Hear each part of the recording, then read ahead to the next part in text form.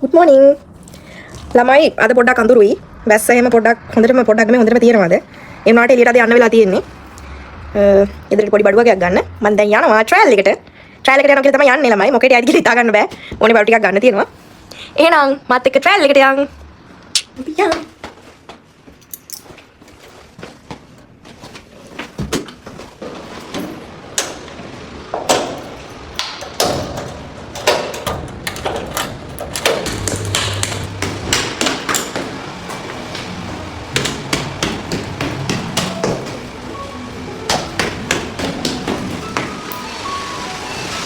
ini barang lamai bahin dia.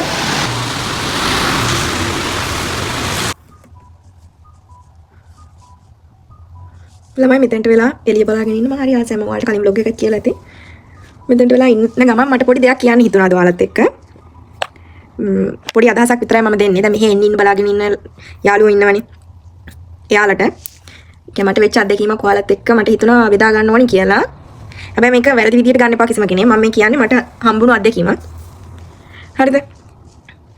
ඔය ළමයි දැන් අපි මෙහෙ නෙමෙයි ළමයි මොන රටකට ගියත් අපි යන්නේ ඉතින් සාමාන්‍යයෙන් අපිට ලංකාවේ නැති වාතාවරණයක් හදාගන්නනේ නේ. ඒ කියන්නේ සල්ලි හොයන්න හැමෝම යනවනේ කියලා නෙමෙයි මං කියන්නේ ඉගෙන ගන්න එනවා ළමයි. එහෙම නෙමෙයි මං කියන්නේ මේක පොදුවේ ගත්තාම අපි මේකට එන්නේ සල්ලි හොයාගෙන ආපහු ලංකාවට යන්න හරි එහෙම නැත්නම් සෙටල් වෙන්නනේ කියන්නේ නේ. කියන්නේ අපේ ජීවිතේ ඉතින් අපි මොකක් හරි ස්ටෙප් එකක් හදාගන්නනේ. එන්නේ අපි. ඒ කියන්නේ අපි එන අරමුණක් මොකක් හරි තියෙනවනේ. ඒ අරමුණ කවදාවත් මේ දැන් මෙහි ආවට පස්සේ නම් ඔළුවෙන් අයින් කරගන්න එපා ළමයි. කියන්නේ මම අයින් කරගත්ත කියන්නේ මට උනා කියලා කියන්නේ මම මේ අරමුණ අයින් කරගත්ත සිද්ධියක් නෙමෙයි මේ කියන්නේ. මම ඔයාලට සිද්ධිය කියද්දී ඔයාලට තේරෙයි. කියන්නේ මේ මොකද්ද කියලා. ළමයි අපි මෙහි ආවට පස්සේ අපි අර ලංකාවේ නැති අමුතු වයිබ් එකක් මෙහි තියෙන්නේ. කියන්නේ අපිට හැම දෙයකටම නිදහස තියෙනවනේ. අම්මලා තාත්තලා නැහැ අපිව සීමා කරන්න. මම කියන්නේ ෆැමිලි ලයිෆ් එකක් ගත කරන කෙනෙක් කියන්නේ හස්බන්ඩ් ඇන්ඩ් වයිෆ් ඉන්න අය වුණත් තනියෙන් මෙහි එන අය වුණත් මම හිතන්නේ මෙහි අර ඕනවට වඩා නිදහස තියෙනවා කියලා මට හිතෙනවා. හිතනව නෙමෙයි ගොඩක් ඕක දැන් මේ රටවල් වල ඉන්න අය දන්නවා. ඉතින් අපි වැරද්දකට මේ කියන්නේ වැරද්දකට නෙමෙයි අපි වැරදි පාරක කොහේ හරි යද්දී අපිව හරි පාරට ගන්න මේ කෙනෙක් ඇත්තටම මේවයි නැහැ. කියන්නේ අපිට මිනිස්සු කාලා බලලා තේරුම් ගන්න බැහැනේ. ඒක තමයි අනිත් එක තමයි මේ අපි යාළුවෝ විදියට ආශ්‍රය කරන ගොඩක් මිනිස්සු උන් අපිව යූස් කරනවා. කියන්නේ ඒගොල්ලෝ අපිව පාවිච්චි කරන්න ගන්නවා මේ වගේ රටකදී. මට තේරෙන දේ. කියන්නේ එක්කෙනෙක් නැහැ ඇත්තටම. හොඳ යාළුවෝ කියලා පෙන්නන් ඉන්න ගොඩක් මිනිස්සු එක්කෙනෙක් නැහැ. කොච්චර බොක්කේ පිට එකක් වුණත් ළමයි එක්කෙනෙක් ඒ කියන්නේ එකටම ඉන්න යාළුවට දෙයක් හරි යනකොට තව කෙනෙක් ඇත්තටම කැමති නැහැ. ඒ ළඟින්ම ඉන්න කෙනා තමයි ගොඩක්ම කැමති නැත්තේ. මම ඔයාලට මේ සිද්ධිය මොකද්ද කියලා කියන්න නැහැ. හැබැයි මම කියන්නේ අපි එන අරමුණ ඔළුවේ තියාගෙන මේ වැඩ කරන්න කියන එක තමයි මට කියන්න ඕන උනේ. යාළුවෝ ආශ්‍රය කරද්දි ළමයි කන්න බොන්න අතල් ගන්න, ඒ කියන්නේ පාටි දාන්න ඒව කරන්න. හැබැයි සීමාවකට ඉන්න. මම කියන්න හදන එකම දේ සීමාවකට ඉන්න. ගෙවල් වල එක්කන් එන්න, ඒ කියන්නේ ඕනවට වඩා අපේ ජීවිතේට ඒගොල්ලන්ව ඇතුල් කරගන්න එපා කියන එක තමයි මට ඔයාලට කියන්න ඕනේ. කියන්නේ ඇත්තටම මේකෙන් අපිට වෙන්නේ හොඳක් නෙමෙයි. 100ට يعني මිනිස්සු 100 දෙනෙක් ගත්තොත් 90%ක්ම මම මේ කියන සිද්ධිය දන්නවා. ඒ කියන්නේ හැමෝම තේරුම් අරන් ඉන්නව වෙන්නත් පුළුවන්. අනිත් එක තමයි ගොඩාක්ම අපි මිනිස්සුන් ඕකට වඩා විශ්වාස කරන්න යනවා මුලින්ම. කවදාවත් ඒ වැරද්ද කරන්න එපා. ඒ කියන්නේ මිනිස්සුන්ව කවදාවත් විශ්වාස කරන්න එපා. එයාලව අපි කාලයක් ආශ්‍රය කරද්දී අපිට මිනිස්සෙක් කවුද කියලා තේරෙන්නේ. ඒකින්ද තේරුම් ගන්නකොට අපි ගොඩක් දුර මේ මිනිස්සුත් එක්ක ගිහිල්ලා වෙන්න පුළුවන්. එතකොට තේරුමක් නැහැ. මම කියන්නේ මුලින් ඉඳලාම ඒ කියන්නේ ඕනවට වඩා ඇඟට ගන්නේ නැතුව හිමි ඒ කියන්නේ මම කියන දේ වලට තේරෙනවා ඇති. අපි ආපු වැඩේ කරගන්න එක තමයි අංක එක තියාගන්න ඕනේ. කවදාවත් යාළුවෝ කියන මේ මොකක්ද ඒකට කියන්නේ? ඒ යාළුවෝ කියන පසුබිමත් එක්ක ඕන්ට වඩා ගැටෙන්න යන්න එපා. හරිද? ඒ කියන්නේ ඒකෙන් අලුතෙන් එන්න ඉන්න අයට මම කියන්නේ මෙහෙ ඉන්න අය ඔක දන්නවා. මෙහෙ ඉන්න අය 100%ක්ම ඔක දන්නවා. මම මේ මොකද්ද කියන්නේ කියලා. එක්කෙනෙක් නෑ ළමයි. ඒකින්ද යාළුවෝ කියන කැටගරි එක ඔයාලගේ ජීවිතේට ගන්න එපා. ඕනෙකට වඩා. ඇත්තටම කියන්නේ මට අත්දැකීම් ඕන තරම් තියෙනවා යාළුවොත් එක්ක දැන් මෙහෙ ඇවිල්ලා.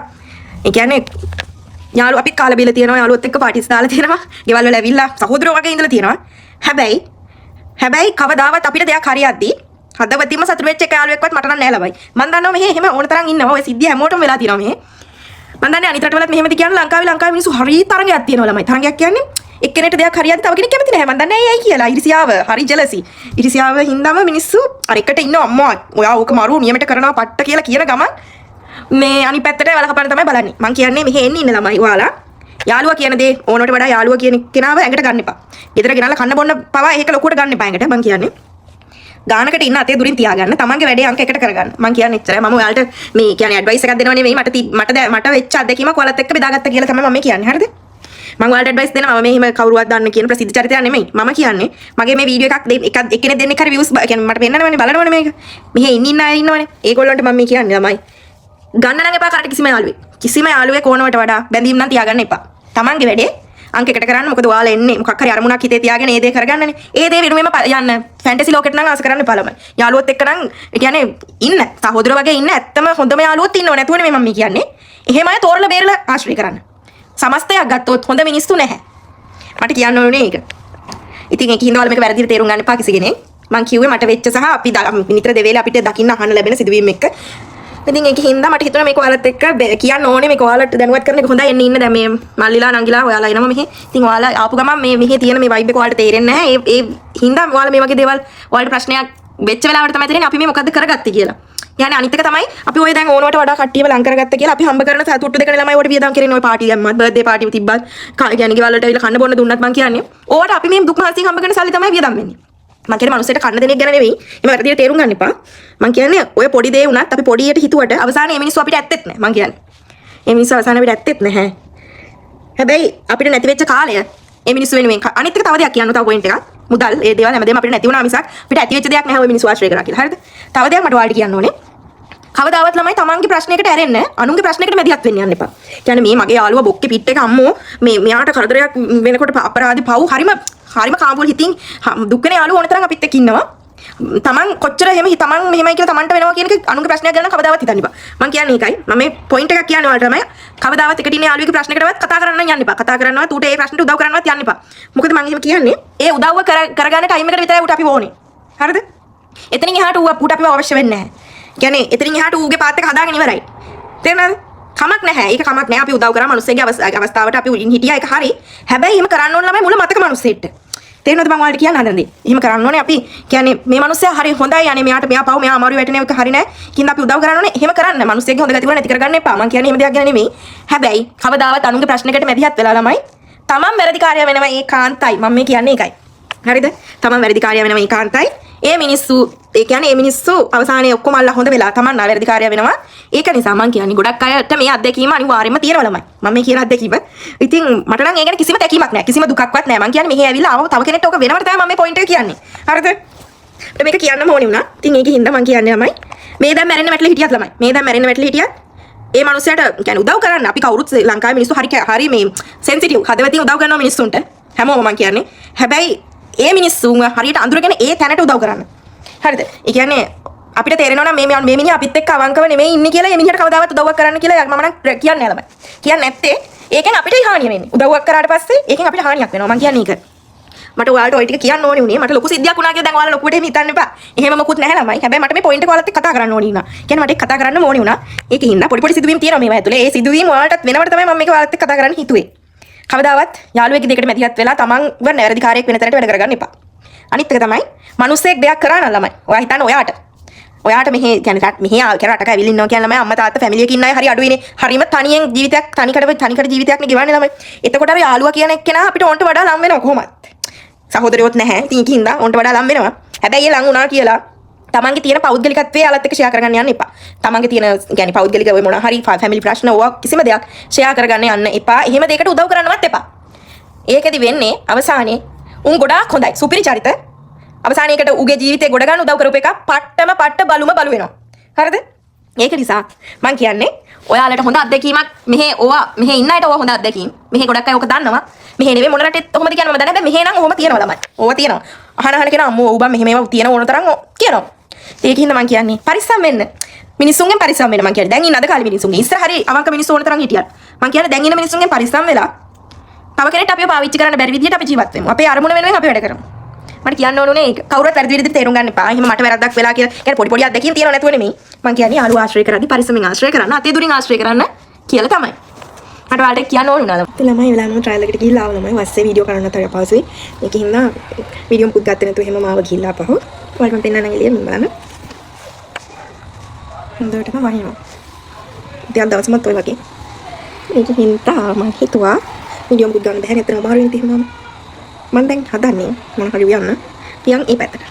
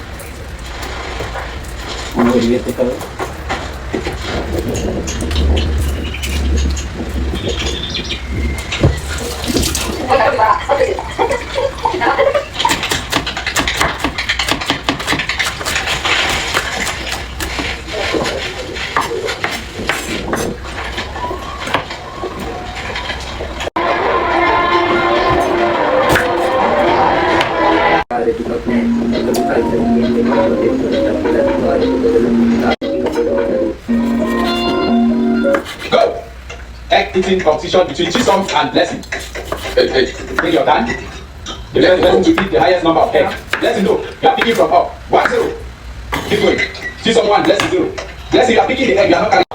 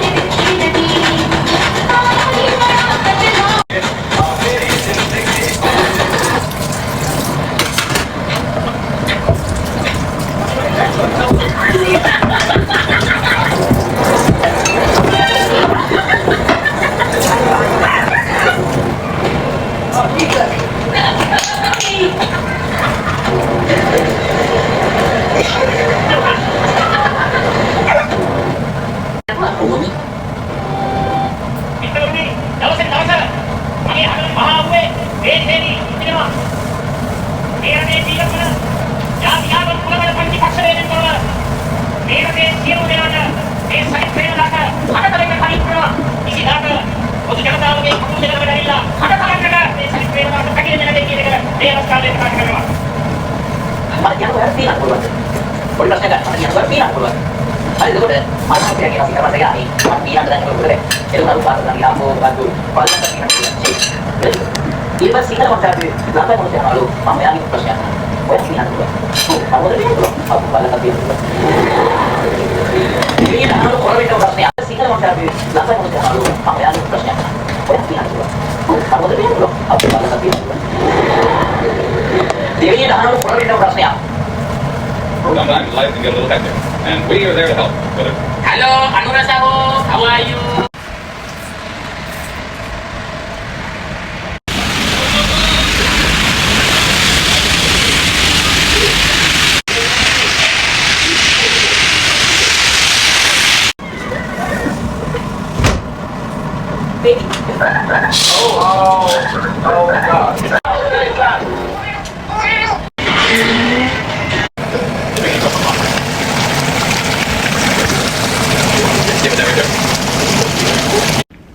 ළමයි මට එකපාරට ආසාවක් ආවා දැන් රෑ වෙලාව දැන් 9ක් පහු වෙලා මට අයිස්ක්‍රීම් එකක් කන්න ආසාවක් ආවා.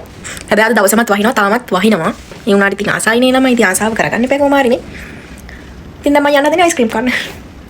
බලමු දැන් මම මොනවද ගන්න අයිස්ක්‍රීම් කියලා. ගොඩක් ගන්න ළමයි හොඳත් නෑ මට මේ සෙමත් හැදිලා තියෙන්නේ. ඒ උනාට දැන් ආසාවට කන්න හිතෙන හින්දා ගිහින් බලමු. එනේ යා.